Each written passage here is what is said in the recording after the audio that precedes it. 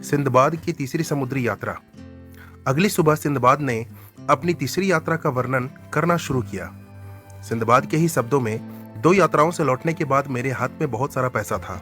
थोड़े ही समय में मैं विदेश के कष्टों को भूल गया। मन फिर से नौकायान के लिए मचलने लगा।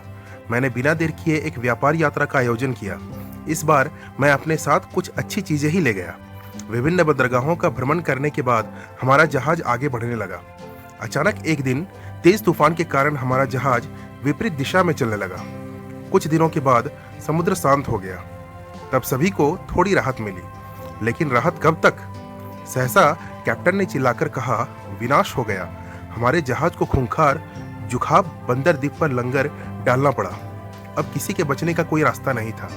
इससे पहले कि वह अपनी बात खत्म कर पाता, टिड्डियों जैसे जीवों का एक झुंड, जिसके पैर काले बालों से ढके हुए थे और बंदरों की तरह दिखते थे, वो आए और हमारे जहाज पर कब्जा कर लिया। वे सब भयंकर शरीर वाले थे। उन्होंने जहाज की रस्सियां तोड़ दी, पतवारें छीन ली और सब कुछ तहस नहस कर दिया। फिर उन्होंने हमें जहाज से उतार दिया और जहाज लेकर चले गए। हम बेचैनी से द्वीप के चारों ओर घूमते रहे। चारों ओर तरह तरह के मीठे फलों को देखकर मैंने पेट भर फल खाए। अचानक मुझे दूर एक सफेद घर दिखाई दिया। मैं घर में दाखिल हुआ। मैंने वहां कुछ हड्डियां और 1-2 लोहे के हुक पड़े देखे। अचानक कहीं से एक विशाल राक्षस निकल आया। वह आया और मुझे उठाया, परंतु उस राक्षस ने मुझे पतला देखकर मुझे जाने दिया और कप्तान को अच्छे स्वास्थ्य में देखा और उसे खा लिया। फिर वो वहीं सो गया। कैप्टन की हालत देखकर हम बेहोश हो गए। फिर सुबह होते ही राक्षस कहाँ चला गया, हमें पता ही नहीं चला। इतने लंबे समय के बाद हमारी ताकत लौटी। हम रोने लगे। सुझाव तो बहुत आए, परंतु इस खतरे से बचने का कोई उपाय समझ में न आया। फिर हमने वह घर छोड़ दिया और पूरे द्वीप की खोज की, लेकिन रात के लिए आश्रय की कोई जगह नहीं मिली। रात को मैं फिर राक्षसपुरी में आ गया। रात को राक्षस आया और हम में से एक और को खा गया और उसने अपनी पेट पूजा की। फिर सुबह वह चला गया। अगले दिन हमने फिर चर्चा की। एक ने कहा था कि जब बचने की कोई उम्मीद न हो तो एक साथ आत्महत्या कर लेना ही बेहतर है। किसी ने भी इस दृष्टिकोण का समर्थन नहीं किया, क्योंकि आत्महत्या एक महान पाप है। मैंने कहा, मेरे मन में यहाँ से भागने का विचार आया है। समुद्र के किनारे बहुत सारी लकड़ी के ढेर लगे हुए हैं, इसलिए मैं उससे एक बेड़ा बनाऊंगा और कुछ भोजन लेकर समुद्र में धरूंगा। बेहतर होगा कि कोई जहाज हमें ले जाए। यदि नहीं तो दैत्य के पेट में जाने से मर जाना बेहतर होगा। सभी लोग मेरी बात से सहमत हो गए। हम सब एक साथ समुद्र तट पर गए। फिर मैंने दिन भर में कई बेड़ियां बनाई और शाम को वापस उस राक्षसपुरी में आ गया। फिर हम में से एक को उस राक्षस नर ने खा लिया। इसके बाद वह लेट गया और सो गया। फिर हमने अपनी योजना के अनुसार 2 लोहे की हुकों को आग में लाल कर दिया। एक पल की भी देरी किए बिना मैंने राक्षस की आंखों में दोनों हुक डाल दिए। तभी राक्षस गगनवेदी आवाज कर चिल्लाकर खड़ा हो गया। अब वह अंधा था। उसने हमें पकड़ने के लिए हाथ बढ़ाया, लेकिन किसी को पकड़ नहीं सका। हम जल्दी से नाव पर चढ़े और चल दिए, लेकिन खतरा टला नहीं था। आगे की ओर बढ़ते हुए मैंने देखा कि वह राक्षस 2 और राक्षसों के साथ आ रहा है। मैंने जितनी मेहनत से कर सकता था नाव चलाना शुरू किया।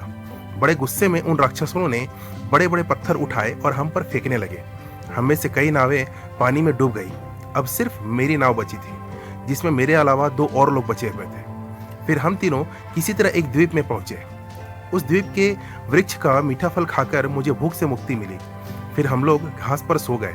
अचानक गड़गड़ाहट की आवाज से हमारी नींद खुल गई। हमने देखा कि एक विशाल सांप हमारी ओर आ रहा है। हम तीनों में से एक की सांप के हाथों मौत हो गई। हम दोनों भाग निकले और बच गए। रात को एक पेड़ पर सोना पड़ा। आधी रात को उस सांप की दहाड़ से हमारी नींद खुल गई। मुझे हमारे पेड़ के नीचे सांप रेंगता हुआ दिखाई दे रहा था। अंततः उसने अपना विशाल फन फैलाकर मेरे अंतिम साथी को भी निगल लिया। पिछली रात की तरह फिर सांप चला गया। सुबह सुबह मैं समुद्र के किनारे खड़ा हो गया। अचानक मेरी नजर एक जहाज के झंडे पर पड़ी। फिर मैंने अपनी पगड़ी उतारकर एक शाखा से बांध दी और उसे उड़ाने लगा। उन्होंने मुझे देख लिया और मुझे बचा लिया। वे मेरे कारनामों के बारे में सुनकर बहुत रोमांचित हुए।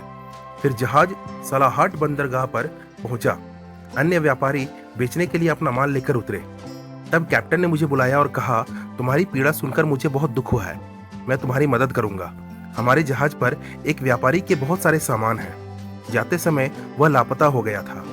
यदि तुम चाहो तो उन्हें बेचकर मुझे क्रय मूल्य दे दो। बगदाद में मैं उस धन को उसके परिवार को दे दूंगा, मुनाफा तुम्हारा होगा। मैं उनके प्रस्ताव पर सहमत हो गया। फिर कप्तान ने मुझे चीजें दिखाई। मैं ये देखकर हैरान रह गया कि उस पर लिखा हुआ था बगदाद का सिंदबाद सौदागर।